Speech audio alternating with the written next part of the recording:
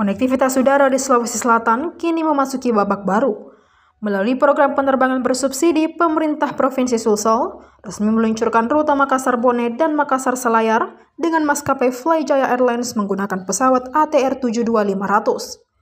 Langkah ini dianggap sebagai terobosan penting dalam mempercepat akses transportasi, memperluas perdagangan sekaligus mendongkrak sektor pariwisata. Bupati Goa Sitius Nyatalendrang menyebut, kehadiran rute ini memberi harapan besar bagi masyarakat. Menurutnya jalur udara yang selama ini sulit dijangkau, kini bisa ditempuh hanya dalam hitungan menit dengan harga terjangkau. Ia menambahkan konektivitas antar wilayah menjadi kunci untuk mengurangi ketimpangan pembangunan antara daratan dan kepulauan. Dengan terbukanya akses udara, distribusi barang dan jasa akan lebih cepat, sementara sektor pariwisata mendapat tambahan daya tarik karena mobilitas wisatawan yang lebih mudah. Gubernur Sulsel Andi Sudirman Sulaiman menegaskan bahwa program ini adalah wujud komitmen pemerintah daerah dalam mengoptimalkan bandara yang sudah dibangun, sekaligus mendukung pertumbuhan ekonomi lokal. Penerbangan perdana Flyjaya Airlines dari Makassar menuju Bone lepas landas pada pukul 13.00 WITA dari Bandara Sultan Hasanuddin dan mendarat di Bandara Arung Palaka Bone setelah menempuh perjalanan 45 menit. Durasi ini jauh lebih singkat dibandingkan jalur darat yang bisa memakan waktu selama berjam-jam.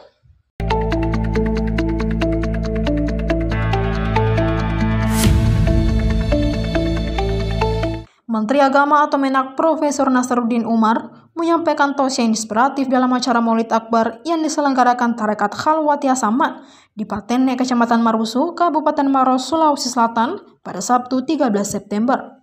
Dalam pidatonya, Menak mengungkapkan bahwa Khalwatiyah merupakan tarekat resmi, berakidah Ahlus Sunnah wal Jamaah atau Aswaja, mazhab fikih Syafi'i dan bukan ajaran sesat. Di hadapan ribuan jamaah Maulid, Menak menyampaikan akan membantu tarekat Khalwatiyah. Menak menyampaikan sejarah tarekat Khalwatiyah masuk di Indonesia, termasuk kisah pribadinya. Menak menyerukan bahwa umat Islam harus cinta tanah air. Terkait menjaga kehidupan keagamaan yang tetap rukun, Menak mengajak masyarakat untuk tidak mudah menyalahkan. Di era digital, Menak Nasaruddin mengajak untuk berbijak dalam memanfaatkan sesuatu. Menak berharap agar mereka mempercayakan anaknya untuk dididik dalam lingkungan pesantren. Sebelumnya Bupati Maros Khaidir Syam dalam pidato sambutan menyampaikan terima kasih atas kehadiran Menak di daerahnya.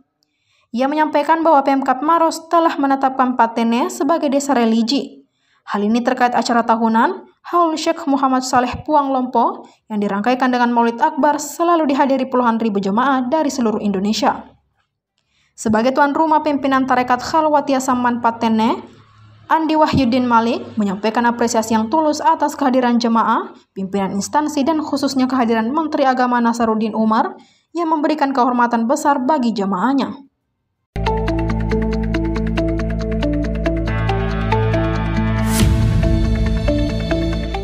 Suara lantang dari Timur Indonesia mengguncang ruang diskusi Festival Media atau FESMED 2025 di Benteng Ujung Pandang, Makassar pada Sabtu 13 September. Dalam sesi bertajuk Hidup Bersama Hutan, merekam perjuangan di hutan timur Indonesia. Masyarakat adat Papua dan para penggiat lingkungan mengungkap betapa hutan bukan sekedar hamparan hijau, melainkan sumber hidup, ruang sakral hingga identitas yang kini terancam hilang. Mama Yasinta, tokoh masyarakat adat Maroke, menyampaikan kesaksiannya dengan getir. Baginya hutan adalah rumah, dapur sekaligus makam leluhur. Menurutnya proyek-proyek besar seperti cetak sawah, bandara hingga pelabuhan telah merampas hutan lindung, mematikan sumber pangan lokal seperti sagu dan ubi, serta mencemari air minum dengan intrusi air laut. Domingus Mampioper dari Jubi menegaskan bahwa deforestasi di Papua bukan sekedar soal hilangnya tutupan hutan, tetapi juga musnahnya kehidupan. Ia menggambarkan bagaimana sejak 2017, pembabatan hutan besar-besaran berlangsung, membuat masyarakat pesisir kesulitan mendapatkan air bersih dan pangan tradisional.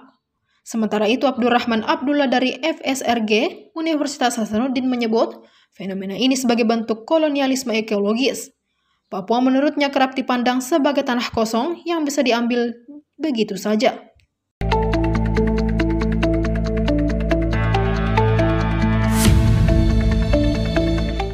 Bayern München tampil perkasa saat menjamu Hamburger SV dengan kemenangan telak 5-0 pada pekan ketiga Liga Jerman di Stadion Allianz Arena Minggu 14 September dini hari. Gol kemenangan Bayern München dicetak Serge Gnabry, Alexander Pavlovic, Luis Diaz, serta 2 gol dari Harry Kane. Hasil ini menjaga posisi Bayern München di puncak klasemen Bundesliga dengan 9 poin sempurna dari 3 laga, sementara Hamburger terpuruk di peringkat 17 dengan 1 poin. Bayern München langsung tancap gas sejak awal laga. Pada menit ketiga, Serge Gnabry membuka keunggulan usai menerima umpan dari Konrad Laimer. Tak lama berselang, Alexander Pavlovic menggandakan skor menjadi 2-0 lewat asis Kane. Keunggulan semakin melebar ketika bek Hamburger Abu Bakar Sumahoro melakukan handball di kotak penalti. Kane yang maju sebagai algojo sukses menaklukkan kiper Daniel Huer pada menit ke-26 untuk mengubah skor menjadi 3-0. 3 menit kemudian Luis Diaz mencatatkan namanya di papan skor setelah menerima umpan Joshua Kimmich.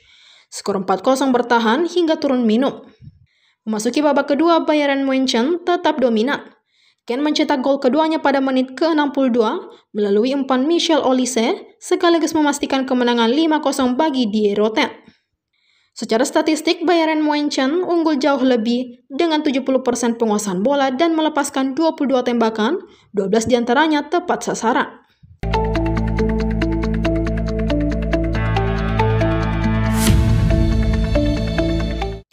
Real Madrid meraih kemenangan tipis 2-1 atas Real Sociedad pada pekan keempat Liga Spanyol di Stadion Anoeta. Kemenangan ini diraih Los Blancos meski harus bermain dengan 10 orang sejak menit ke-32. Madrid unggul lebih dulu melalui gol Kylian Mbappe pada menit ke-12 memanfaatkan kesalahan lini belakang Sociedad. Menjelang akhir babak pertama, Arda Güler menggandakan keunggulan lewat umpan Mbappe pada menit ke-44. Namun Madrid kehilangan Dan Huijsen setelah bek muda itu diganjar kartu merah pada menit ke-32 akibat menjatuhkan Mikel Oyarzabal yang berpeluang mencetak gol. Memasuki babak kedua, Sociedad meningkatkan intensitas serangan. Usaha mereka berbuah hasil pada menit ke-56 ketika wasit menunjuk titik putih setelah Dani Carvajal melakukan handball.